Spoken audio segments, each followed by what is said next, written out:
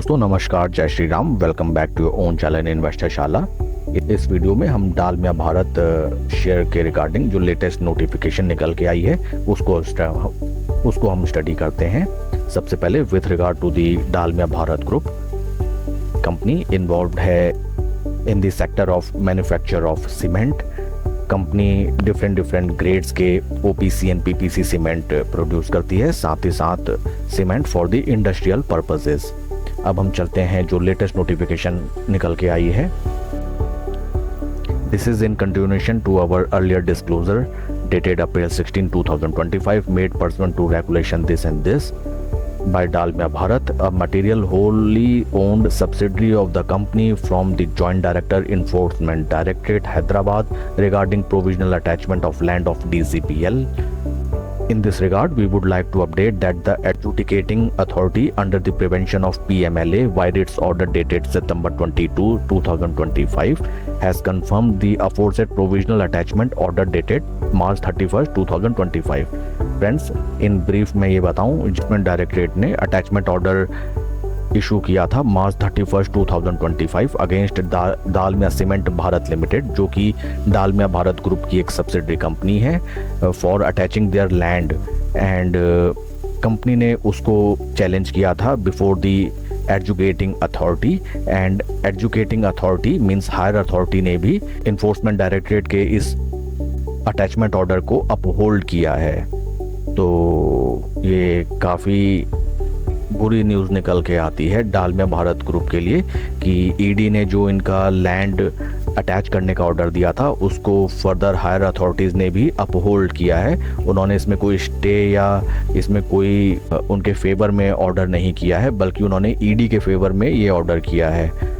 तो ये एक एज अ रेड सिग्नल आप इसको समझ सकते हैं। Being a retail investor, being a minority stakeholder, हमको कभी भी ऐसे कॉर्पोरेट न्यूज़ या कॉर्पोरेट एक्शन में जहां कंपनी इन्वॉल्व हो, इटर्स related to PMLA stands for prevention of money laundering act, हमको मोस्टली ऐसी companies for the time being हमें अवॉइड करनी चाहिए। एंड अगर ऑलरेडी हमारी पोजीशन है तो उन पोजीशंस को भी हमें, अगर प्रॉफिट में है तो हमें स्क्वायर ऑफ करना चाहिए, और अगर लॉस में है तो एटलीस्ट हमको उनको एवरेज आउट नहीं करना चाहिए। अब हम चलते हैं चार्ट पैटर्न की तरफ। न्यूज़ सुन के थोड़ा मूड माहौल बिगड़ गया। ये है वीकली टाइम फ्रेम। फ्रेंड्स, ऊपर के लेवल्स पे देखिए, हमें ये रेजिस्टेंस लेवल नज़र आता है, जहाँ पे first time, second time, third time and this is fourth time. चारों बार स्टॉक यहाँ पे पहुँचा, 3 बार पहुँच के अच्छी खासी शेयर की पिटाई। चौथी बार देखते हैं क्या होता है। जो शेयर की पिटाई हुई थी इन प्रीवियस टर्म्स, उसको अगर हम परसेंटेज वाइज देखें, पहली गिरावट लगभग 52% की, एंड सेकंड जो बिग गिरावट आई वो थी आपकी लगभग 27-28% की। स्टॉक वहाँ से रिकवर नहीं कर पाया। लगभग आपका 1 से 1.5 साल स्टॉक ने लिया वापस से वंस अगेन उन्हीं लेवल्स पे आने के लिए। और ये देखिए वीकली बेसिस पे भी अगेन स्टॉक यहाँ पे अच्छा खासा रेजिस्टेंस फेस करते हुए। So not a very good technical chart pattern right now going on in this stock. अब हम चलते हैं डेली टाइम फ्रेम पे।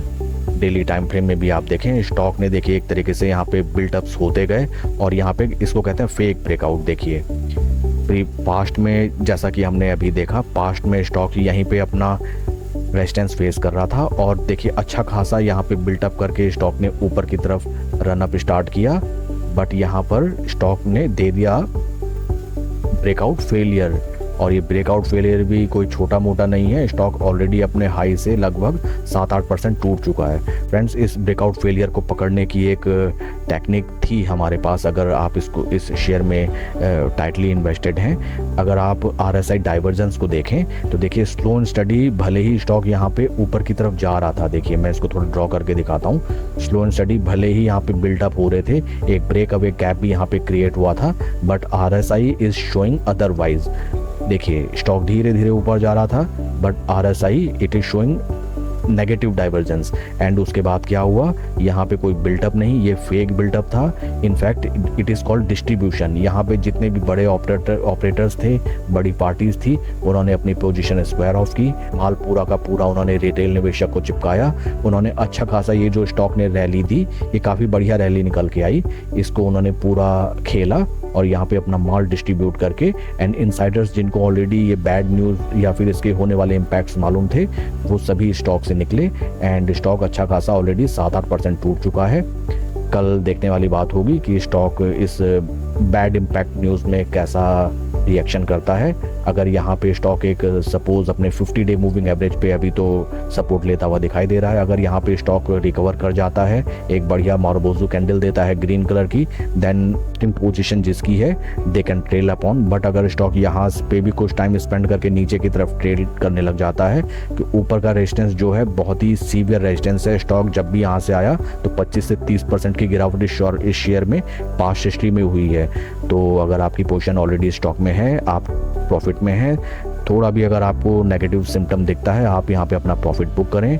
स्टॉक मार्केट में कभी भी होप ट्रेडिंग या फिर सेंटिमेंटल ट्रेडिंग नहीं करनी चाहिए कि स्टॉक नहीं गिरेगा, रिकवर हो जाएगा। आपके चाहने ना चाहने से मार्केट नहीं चलती है। सबसे बेस्ट एंड फॉरमोस्ट तरीका यही होता है कि आप अपने प्रॉफिट्स को ग्रेजुअली बुक करते चलें एंड मूड माहौल सेंटीमेंट कुछ ज़्यादा पॉजिटिव स्टॉक लिए नहीं लग रहा है। ईडी की तरफ से जो अटैचमेंट ऑर्डर्स थे वो भी अपहोल्ड किए गए हैं। नई पोजीशन बनाना इस स्टॉक में बिल्कुल नहीं बनता। स्टॉक अच्छा खासा चल भी चुका है। कोई भी प्रॉफिट बुकिंग आती है तो आप इसमें अपना भी प्रॉफिट बुक करके निकलने की राह देखें, यही मेरी तरफ से सजेशन रहेगी। बाकी पैसा आपका, डिसीजन आपका। कोई भी इन्वेस्टमेंट डिसीजन लेने से पहले अपने फाइनेंशियल एडवाइजर से सलाह आप जरूर लें। Please like and subscribe my channel. Thank you friends.